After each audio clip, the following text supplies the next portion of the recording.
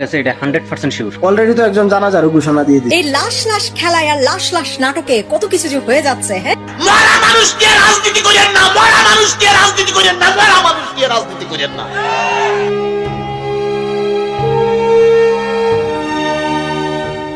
রাজনীতির আকাশে আবারও নেমে এসেছে ঘন অন্ধকার। হাসপাতালের কাচের দরজার ওপাশে জীবনের সাথে মৃত্যুর লড়াই, আর বাইরে কোটি মানুষের শ্বাসরোধ করা উদ্বেগ। সব মিলিয়ে সারা দেশের একটাই প্রশ্ন, বেগম খালেদা জিয়া কি সত্যিই বেঁচে আছেন?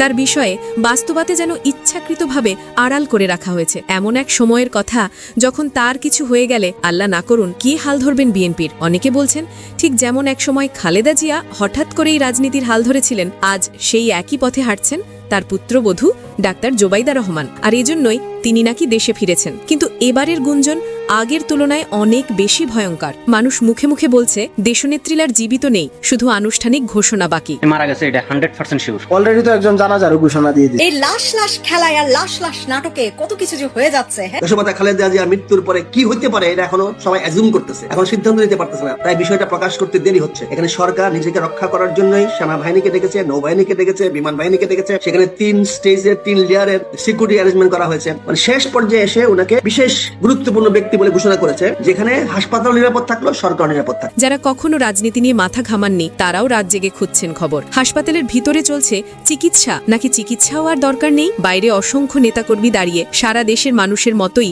ভালো কিছুর আশায় তাকিয়ে আছে, কিন্তু সত্যটা কেউ জানে না। নেত্রী কি সত্যিই ভালো আছেন, নাকি এমন কিছু ঘটে গেছে যা কেউ কল্পনাও করেনি? বেশি আছে কিনা আল্লাহই ভালো জানে। আমার মনে বলতেছে যে কি তা বলবো না, তবে বেশি আছে কিনা আল্লাহই ভালো জানে। বেঁচে থাকলে সুবহানাল্লাহ, না থাকলে কিছু বলবো না। ডাক্তার জাহিদ বলেছে এমন ওই বক্সটা খুলে নেবার সাথে সাথে শেষ। বিএনপির নেতৃস্থানীয়রা নীরব, কেউ সরাসরি কিছু বলছে না। মিডিয়া প্রশ্ন করছে, কিন্তু উত্তরের জায়গায় নিস্তব্ধতা। এদিকে হাসপাতাল সামনে ঘটে গেল এমন এক ঘটনা যা দেশকে নাড়িয়ে দিল। এক বাবা চোখ ভেজা আর কণ্ঠ কাঁপা বললেন, মেয়ের অপারেশনের টাকার জোগাড় ছিল, তবু আমি এখানে চলে এসেছি, একবার শুধু নেত্রীকে দেখব। বাচ্চা অসুস্থ, আমার বাচ্চার কিছু ট্রিটমেন্টের টাকা ছিল, সে চুরি করে আমি চলে এসেছি এখানে শুধু একটা নজর মাকে দেখবো বলে, একটা বার শুধু মায়ের সুস্থতার কথা শুনবো বলে আমি আর থাকতে পারিনি ওইখানে। এই দৃশ্য প্রমাণ করে বেগম খালেদা জিয়া শুধু একজন রাজনীতিবিদ নন, তিনি একটি আবেগ, একটি প্রতীক, একটি বিশ্বাস। কিন্তু প্রশ্ন আরও জোরালো হয়, তারিক রহমান কোথায়? যে মা তাকে রাজনৈতিকভাবে, সামাজিকভাবে, ব্যক্তিগতভাবে সবসময় আগলে রেখেছেন, সেই মায়ের পাশে আজ তিনি কেন নেই? সরকারি বাধা, আইনি জটিলতা, এসব কথার মানুষ শুনতে চায় না। মানুষের দাবি সহজ, মা ছেলের জন্য অপেক্ষা করে মরবেন, নাকি ছেলেই সারা জীবন দূরে থাকবে? তারেক না আসলেও ডাক্তার জোবাইদা রহমান ছুটে এসেছেন। তার চোখে ক্লান্তি আছে, দায়িত্ব আছে, কিন্তু ভাঙন নেই। এই দৃঢ় মুখটাই অনেকের বিশ্বাসকে আবার জাগিয়ে তুলেছে। রুমের ভিতরে প্রতিদিনই নাকি চিকিৎসকরা সিদ্ধান্ত বদলাচ্ছেন, মুহূর্তে মুহূর্তে তার হৃদস্পন্দন ওঠানামা করছে। এয়ার অ্যাম্বুলেন্স প্রস্তুত ছিল, শেষমেশ সিদ্ধান্ত স্থগিত হয়ে গেল। শোনা যাচ্ছে খালেদা জিয়া নিজেই বলেছেন, দেশ ছাড়ব না, শেষ নিঃশ্বাসও এই মাটিতেই ফেলব। দেশের বাইরে আমার কোনো ঠিকানা নেই, এটাই হলো আমার ঠিকানা। এই দেশ, এই দেশের মাটি, মানুষই আমার সবকিছু। এই সেই নেত্রী যাকে ভুল বিচারে বছরের পর বছর কারাগারে রাখা হয়েছে, যার সংসার ভেঙে দেওয়া হয়েছে, যাকে পরিবারের মানুষ থেকে বিচ্ছিন্ন করা হয়েছে, তবুও তিনি দেশের মানুষের প্রতি ঘৃণা গয় বরং ভালোবাসাই ছড়িয়েছেন। আজ সেই নেত্রী হাসপাতালের বিছানায় সময়ের সাথে একা হয়ে লড়ছেন, আর বাইরে দাঁড়িয়ে মানুষ চোখ ভেজা কণ্ঠে বলছে, একবার চোখ খুলে বলুন আপনি ভালো আছেন। এখানে অমর হয়ে থাকবে। এই দেশে প্রধানমন্ত্রী একজনেই থাকবে, সে হলো বেগম খালেদা জিয়া। এছাড়া আর কোনো কাউকে আমরা প্রধানমন্ত্রী হিসাবে মানি না, মানতে চাই না। আমরা একমাত্র আমার মাকে চাই, আমরা মানবো না। কিসের নির্বাচন? কোন নির্বাচন নাই, নির্বাচন নাই। এই দেশের জনগণ আজকে আমার মাকেই প্রধানমন্ত্রী স্বীকৃতি দিতে হবে, আমার মাকে প্রধানমন্ত্রী স্বীকৃতি দিতে হবে। আমার মা প্রধানমন্ত্রী, কোন নির্বাচন? কিসের নির্বাচন? এই দেশে, এই দেশে গণতন্ত্র আছে। আমার মা যতদিন ছিল ততদিন এই দেশে গণতন্ত্র ছিল। আরো রাতকে দিন করতে পারো। আমার মা নিষ্পাপ, আমার মা বসির একজন নেত্রী।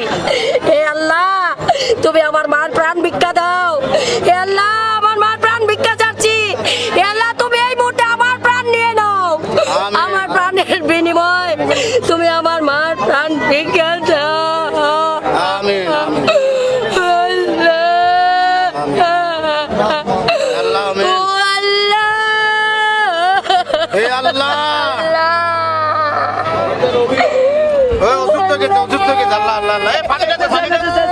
সবাই আমার মায়ের জন্য দোয়া করেন। আমার মা অমর হয়ে আজকে দেখেন সারা পৃথিবী কাঁদতাছে। আজকে ওয়েদারটা দেখেছেন কেমন হয়েছিল? আমরা এক কোন সাংবাদিক এসে বলে হাইকমান্ড বলেছে এখানে ভিড় করতে না। আমার মা এখানে শুয়ে আছে, আমরা কি ঘরে ঘুমে থাকতে পারি?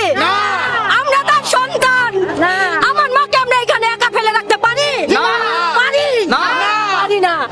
আমরা এবারকার হাসপাতালের দিকে তাকালে দেখে আমার মা হাসতেছে, আমার মা হাসতেছে, আমার মা এরকম করে আছে। আমার মার জন্য প্রাণ ভিক্ষা চাই।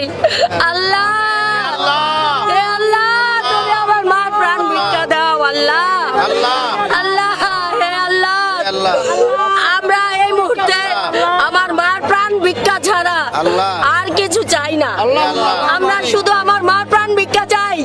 আমরা 17 বছর এই স্বৈরাচার সরকারের অত্যাচার সহ্য করেছি শুধু এই দিনটা দেখার জন্য না। আমার মা প্রধানমন্ত্রী হবে হবে হবে হতেই হবে, কারণ আমার মা কখনো অন্যায়ের সাথে আপোষ করে নাই। আপোষের মা এই দেশে খালেদা জিয়ার মতন এরকম আর একটা সরকার এই দেশে আসবে না, আর আসবে না, 100 বছর আসবে না, কখনোই না। 100 বছর 1000 বছরে আসবে না, আসবে শেখ হাসিনার মতো স্বৈরাচার আসবে। এই দেশে শেখ হাসিনার মতো স্বৈরাচারকে আমরা মেনে নিতে চাই না। আমার মা এখানে অমর হয়ে থাকবে। এই দেশে প্রধানমন্ত্রী একজনেই থাকবে, সে হলো বেগম খালেদা জিয়া।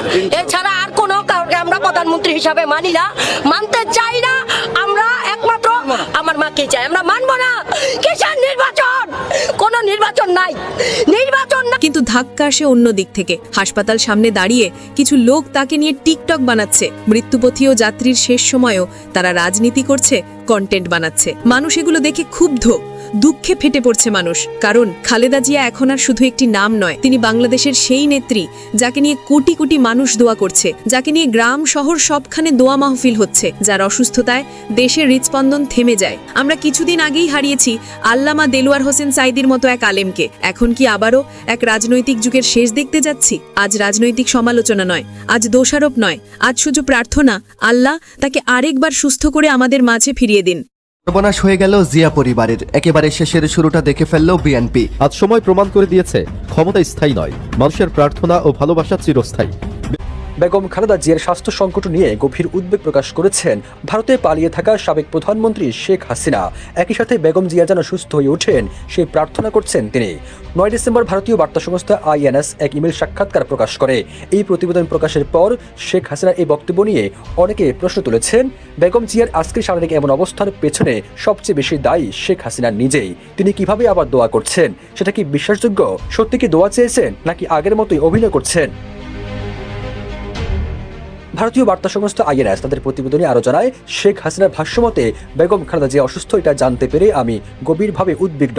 তিনি যেন সুস্থ হয়ে ওঠেন সেই প্রার্থনা করি। ভারতীয় বার্তা সংস্থার ওই প্রতিবেদনে আরো বলা হয়, 79 বছর বয়সী বেগম জিয়া দীর্ঘদিন হৃদযন্ত্রের জটিলতা, ডায়াবেটিস, লিভার সিরোসিস, কিডনি সমস্যা সহ বিভিন্ন রোগে ভুগছেন। ঢাকার এবারকেয়ার হাসপাতালে নিবিড় পর্যবেক্ষণে আছেন তিনি। সেখানে তার চিকিৎসা কাজে নিয়োজিত আছেন দেশীয় এবং আন্তর্জাতিক বিশেষজ্ঞ ডাক্তাররা।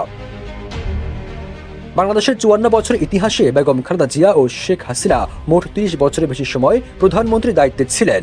2024 সালে 5 আগস্ট শেখ হাসিনা টানা 15 বছরের শাসনের অবসান ঘটে এবং তিনি ভারতে পালিয়ে যান। অন্যদিকে শেখ হাসিনার শাসনামলে কারাবন্দী থাকা বেগম জিয়ার পুরোপুরি মুক্তি মেলে এবং দুর্নীতি মামলার দায় থেকেও আদালত তাকে খালাস দেন। তবে গণঅভ্যুত্থানে আন্দোলন দমাতে মানবতা বিরোধী অপরাধের মামলায় আন্তর্জাতিক অপরাধ ট্রাইব্যুনাল শেখ হাসিনাকে ফাঁসির রায় দেন। আওয়ামী লীগের শাসনামলে 2018 সালে বেগম জিয়াকে দুর্নীতি মামলার সাজা দিয়ে কারাগারে পাঠানো হয়েছিল। 2 বছর পর মহামারীর মধ্যে শর্ত সাপেক্ষে সাজা স্থগিত করে তাকে সাময়িক মুক্তি দেওয়া হলেও সে সময় তার দল ও স্বজনরা চিকিৎসার জন্য বিদেশে নিতে চাইলেও শেখ হাসিনার সরকার তখন সেই অনুমতি দেয়নি।